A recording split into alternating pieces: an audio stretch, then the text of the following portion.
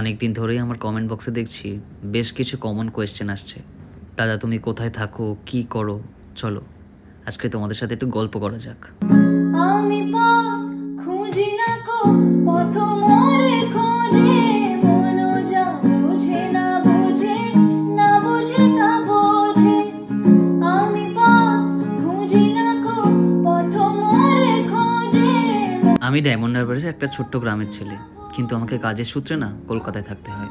আমি একটা প্রাইভেট কোম্পানিতে চাকরি করি। তোমাদেরকে অসংখ্য ধন্যবাদ আমার প্রত্যেকটা ভিডিওতে এত ভালোবাসা দেওয়ার জন্য, আমার কথাগুলো শোনার জন্য। আমি যখন ভিডিও বানানো স্টার্ট করেছিলাম আমি একবারও ভাবিনি যে তোমরা আমাকে এতটা সাপোর্ট দেবে, তোমরা আমার কথাগুলো এত শুনবে। অনেকে আমাকে মেসেজ করে বলো, দাদা তোমার জীবনে এত দুঃখ কিসের, এত কষ্ট কিসের?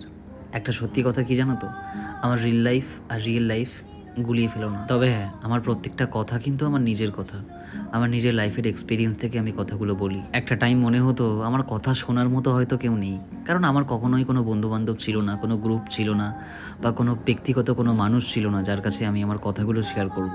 কিন্তু আজকের দিনে দাঁড়িয়ে আমাকে পৃথিবীর সবথেকে সুখী মানুষ মনে হয়, যে আমার কথাগুলো তোমরা এত ভালোভাবে শোনো, আমাকে এতটা অ্যাপ্রিসিয়েট করো। আজকে মনে হয় আমার লাইফে কোনো বন্ধুবান্ধব বা কোনো ব্যক্তিগত মানুষের সত্যিই দরকার নেই।